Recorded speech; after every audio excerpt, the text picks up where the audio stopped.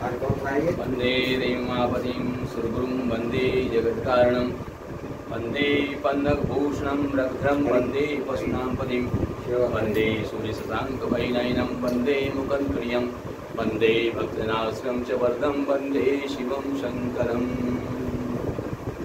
नैमिषारण्य तीर्थ में सूत जी महाराज ऊंचे आसन पर विराजमान थे। 88,000 देवता सूत जी महाराज के पास गए, चरणों में निवेदन करके आसन लेकर के बैठे।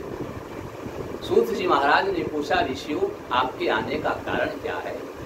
तब ऋषियों ने एक सवाल सूत जी महाराज से पूछा कि हम आपसे एक सवाल पूछना चाहते हैं।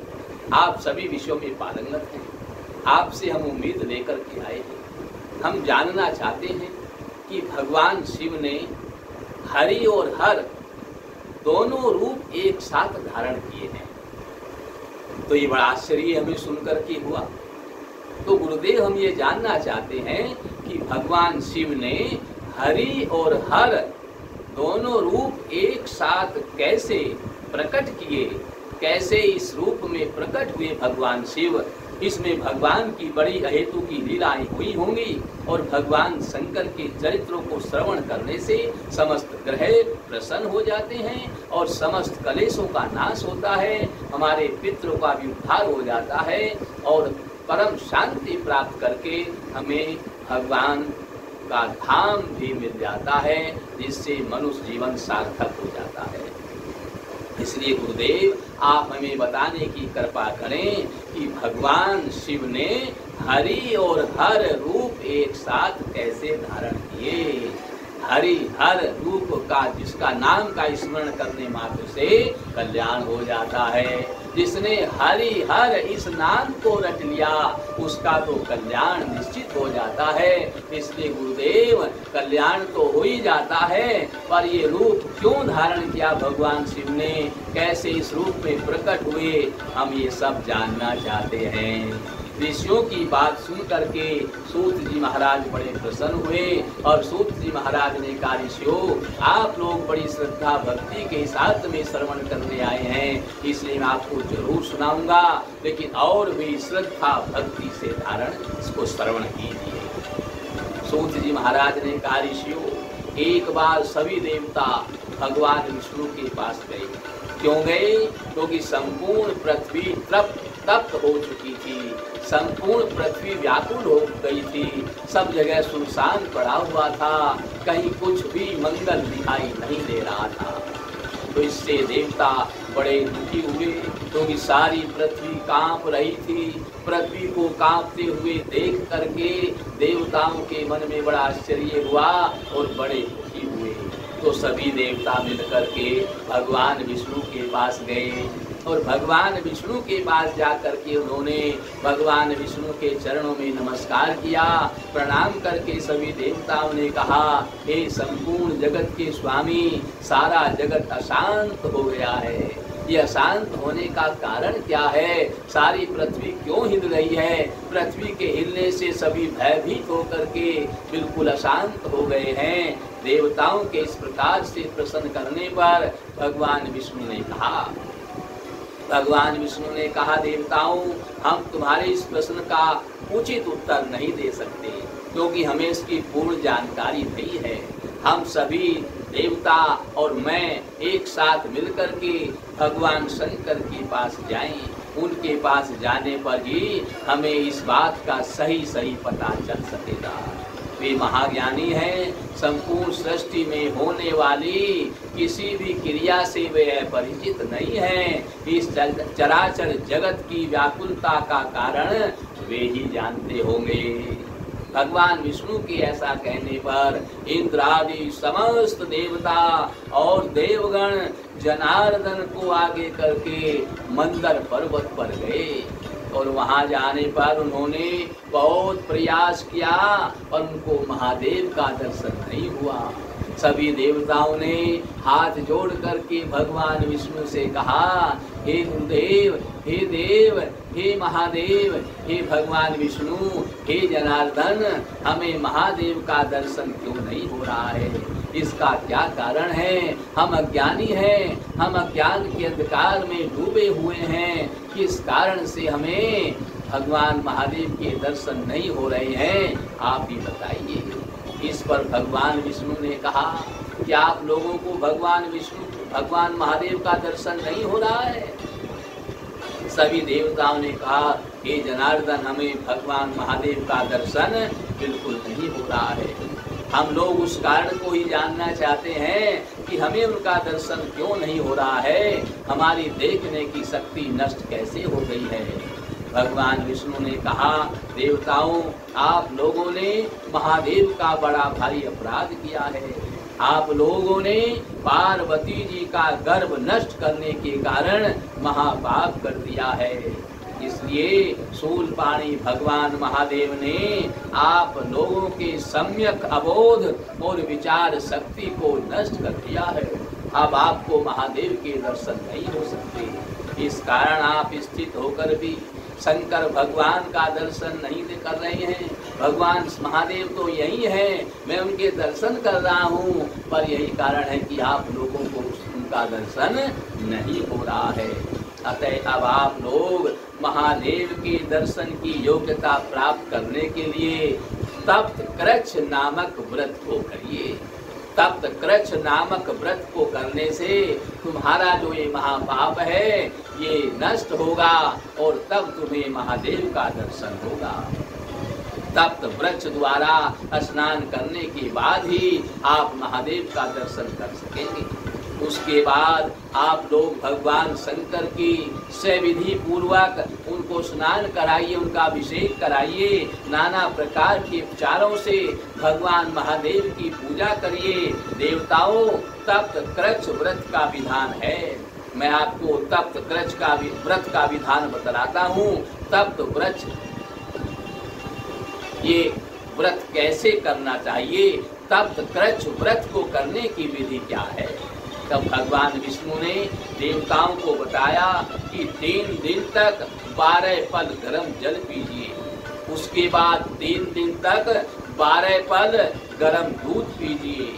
उसके बाद 3 दिन तक 6 पल गर्म घी पीजिए और उसके बाद 3 दिन तक केवल वायु पी करके रहें। इस प्रकार से तप्त कृच्छ व्रत आपका सफल होगा। भगवान विष्णु के इस प्रकार कहने पर इंद्र आदि देवताओं ने अपने महापाप की शुद्धि के लिए एकांत में जाकर के तप्त कृच्छ नामक व्रत का अनुष्ठान किया।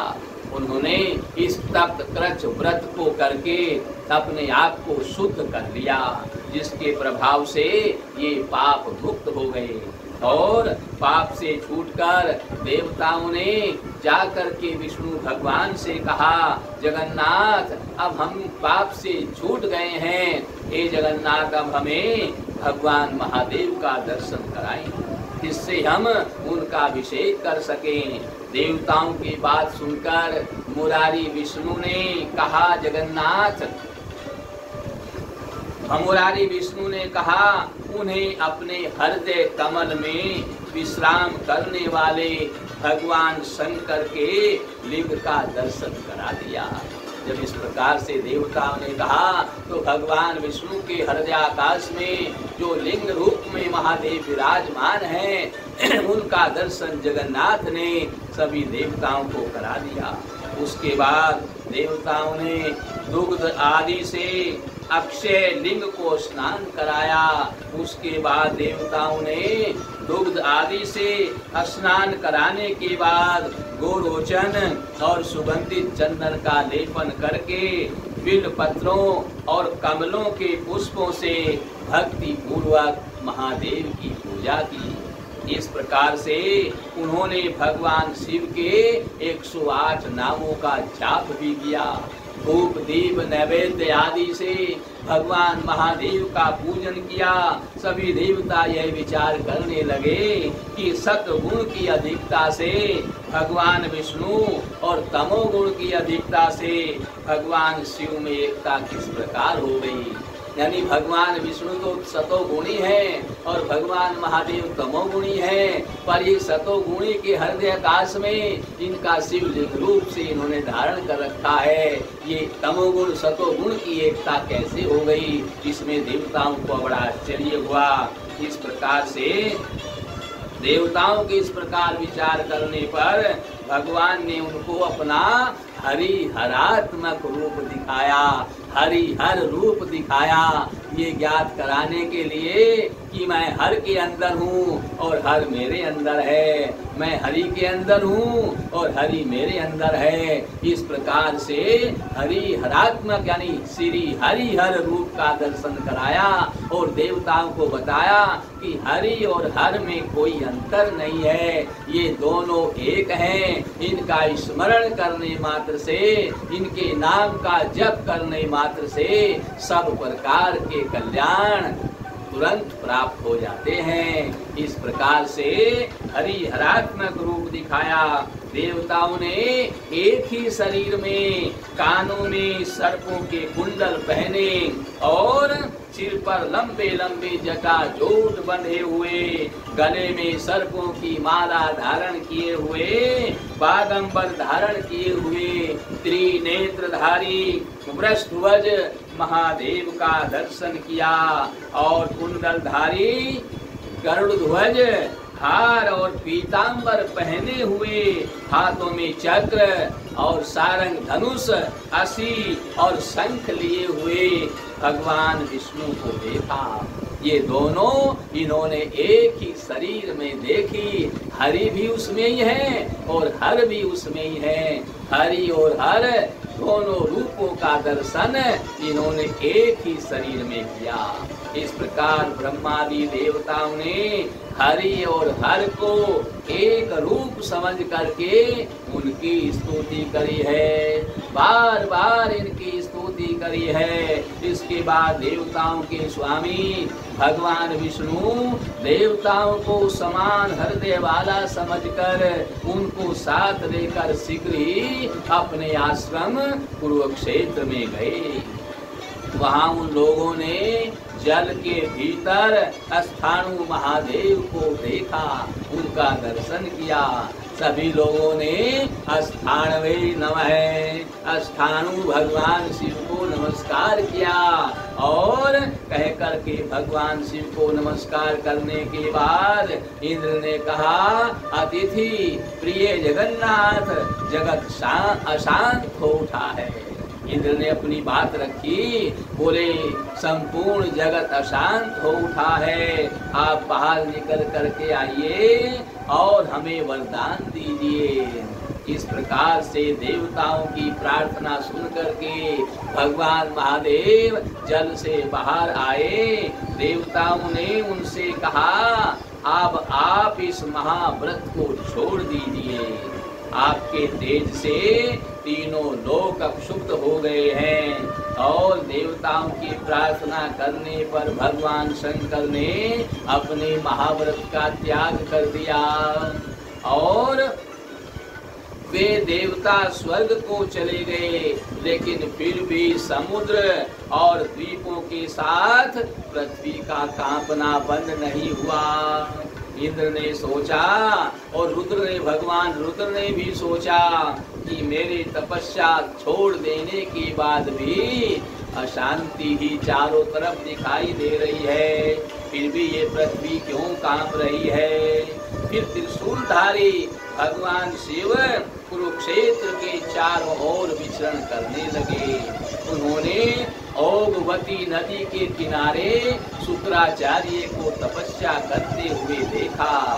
देवादिदेव भगवान शिव ने शुक्राचार्य से कहा, विप्र, आप जगत को क्षुब्ध करने वाला ये तप क्यों कर रहे हैं, आप मुझे शीघ्र बताइए। तब शुक्राचार्य ने कहा, देवादिदेव महादेव, आपकी प्रसन्नता के उद्देश्य से ही मैं इस तपस्या को कर रहा हूँ। त्रिनयन, मैं आपकी प्रसन्नता के लिए और आपको प्रसन्न करके आपकी कृपा से मृत मंगलमयी संजीवनी विद्या को प्राप्त करना चाहता हूँ। इस प्रकार से शुक्राचार्य के कहने पर महादेव ने कहा, तपोधन, मैं आपकी तपस्या से भली भांति प्रसन्न हूँ। आप संजीवनी विद्या को यथार्थ रूप से प्राप्त करेंगे, उस विद्या को आप अवश्य जान जाएंगे। इस प्रकार वरदान देकर शुक्राचार्य जी तपस्या से विरत हो गए। वरदान को पाकर के वे तपस्या छोड़ दी और वो चले गए, क्योंकि तपस्या उनकी पूर्ण हो गई। फिर भी सागर, पर्वत, वृक्ष आदि और पृथ्वी का कांपना बंद नहीं हुआ। इस प्रकार से उसके बाद महादेव जो है सप्त सारस्वत में गए। फिर भी कांपना बंद नहीं हो रहा है तो सप्त सारस्वत में गए और वहां उन्होंने मंकण नाम के महर्षि को नाचते हुए देखा। वे बालक के समान भाव विभोर होकर के उछल उछल कर नाच रहे थे और उसी के कारण ये पृथ्वी कांप रही थी। और महादेव के कारण पूछने पर उन्होंने बताया कि मुझे तपस्या करते हुए अनेकों वर्ष बीत गए हैं। अब मेरे हाथ से घाव के कारण शाक रस निकल रहा है। तपस्या बहुत दिनों तक की, हाथ में घाव हो गया तो उससे शाक रस निकल रहा है। इससे मुझे प्रसन्नता हो रही है और मैं आनंद विभोर होकर के नाच रहा हूँ। भगवान शंकर ने उन्हें नाचने से मना किया और उनको वरदान दे दिया। उसके बाद में देवताओं को हरि हरात्मक हरि और हर का रूप दिखा करके उनको इस रूप में शिव का दर्शन हुआ और शिव कृपा से पृथ्वी का कांपना तब बंद हुआ और जगत की व्याकुलता भी शांत हो गई। अब जगत में अशांति नहीं रही। इस प्रकार से भगवान के श्री हरिहर रूप का दर्शन कैसे हुआ ये आप लोगों को मैंने बताया। इस प्रकार से कह करके सूत जी ने अपनी वाणी को विराम दिया।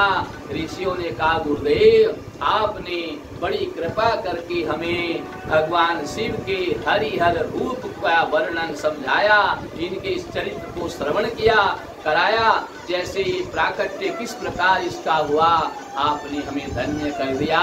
आपकी जय हो कह करके सभी देवता सूत जी के चरणों में प्रणाम करके और भगवान शंकर की जयकार करते हुए वहां से वापस आए। बोल शंकर भगवान की।